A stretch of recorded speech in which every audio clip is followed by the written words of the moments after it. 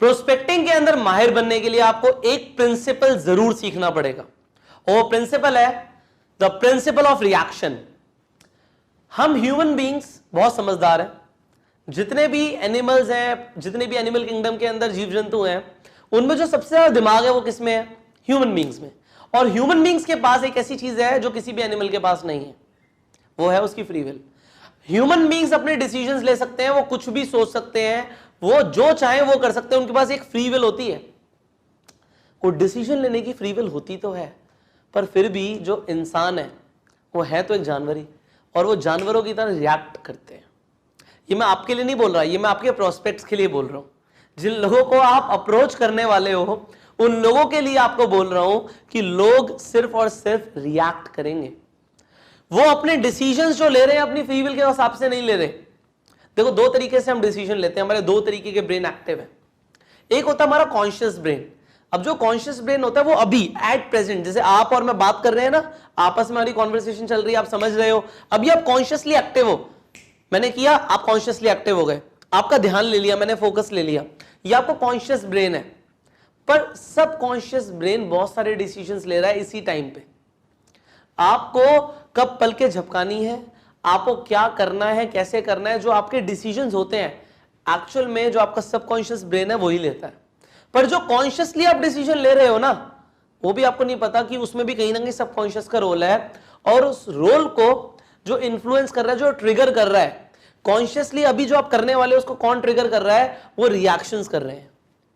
वो न्यूटन का third law of motion है ना, कि every action has an equal and opposite reaction.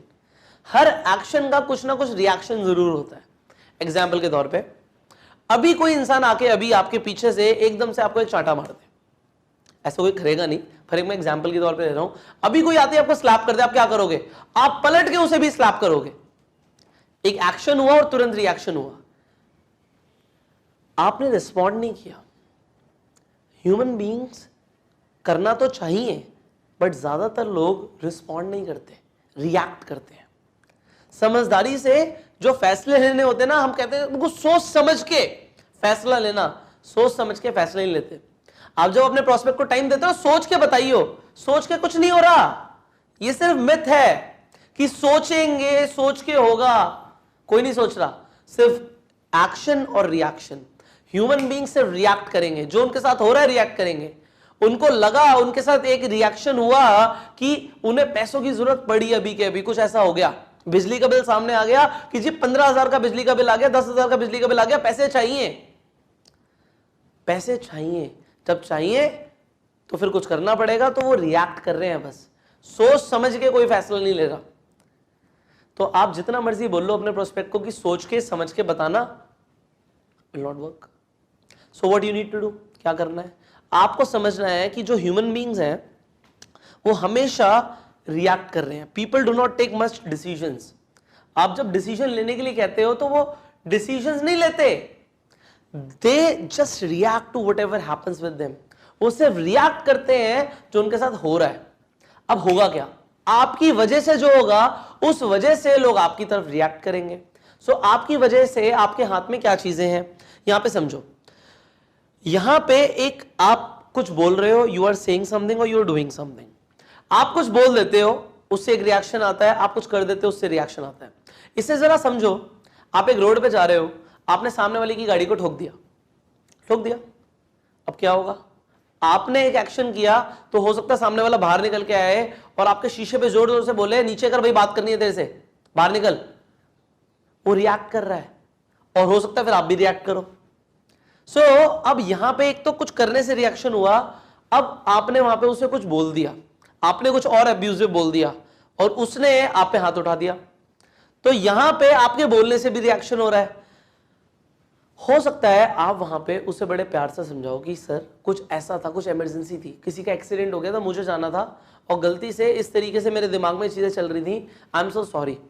तो हो सकता है आपके बोलने से कुछ और रिएक्शन हो। आप समझो बात को, कुछ बोलने से कुछ और रिएक्शन हो सकता है। अगर वहां पे आपने अब्यूज किया तो चीजें गलत हो सकती हैं, बिगड़ सकती हैं। वहीं पे आपने सॉरी बोला और इस तरीके से आपने अपनी गलती एक्सेप्ट करी, तो कुछ और हो सकता है। Similarly come back to the network marketing. Network marketing में जो आप बोल रहे हो, अगर आपको उस चीज पे कंट्रोल नहीं है, आपने सामने वाले को रिएक्शन पे ले गए।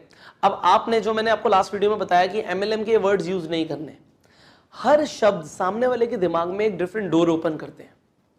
Your words are the keys to the different doors in the mind of a person.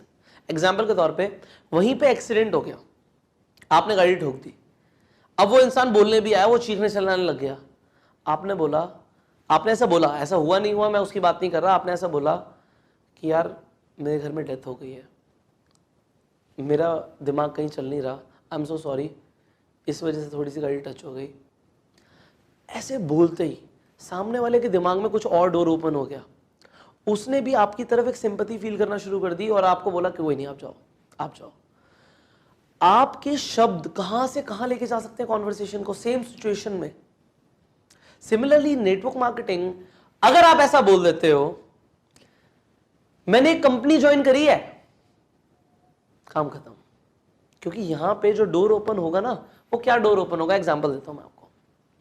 यहां पे डोर ये ओपन होगा क्योंकि उसके भी किसी फ्रेंड ने या उसने कोई कंपनी ज्वाइन करी होगी, या किसी ने उसे पहले भी अप्रोच किया होगा ये बोल के कि कोई कंपनी है और वो नेटवर्क मार्केटिंग कंपनी होगी, उसका एक्सपीरियंस हो सकता है अच्छा ना भी हो, और उसके दिमाग में अप्रोच आ जाए, नहीं ये वही होगा, ये वही होगा। वो आपने एक दरवाजा खोल दिया और दरवाजा खोलते ही वो इंसान कुछ और सोचने लग गया। सो आपके बोलने से देखो क्या हो रहा है, कितना ज्यादा इंफ्लुएंस है इन शब्दों में, कितनी ज्यादा ताकत है इन शब्दों में, क्या बोलना है।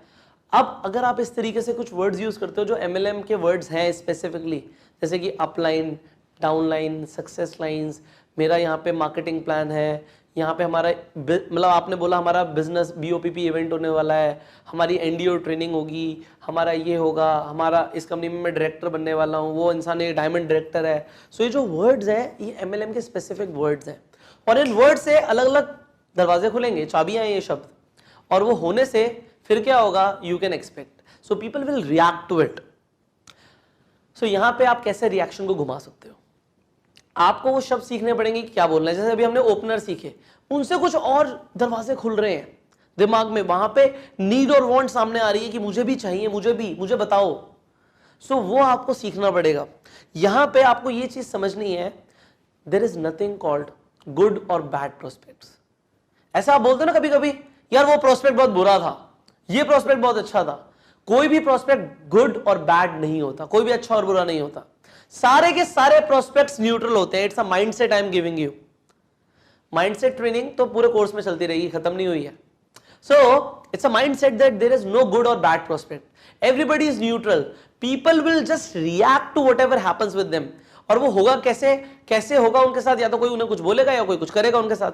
सो आपको अगर अपने रिजल्ट्स पे कंट्रोल करना है, अगर आपको ज्वाइनिंग के रिजल्ट्स बढ़ाने हैं, so you will have to control, आपको कंट्रोल लाना पड़ेगा और आपको बदलना पड़ेगा।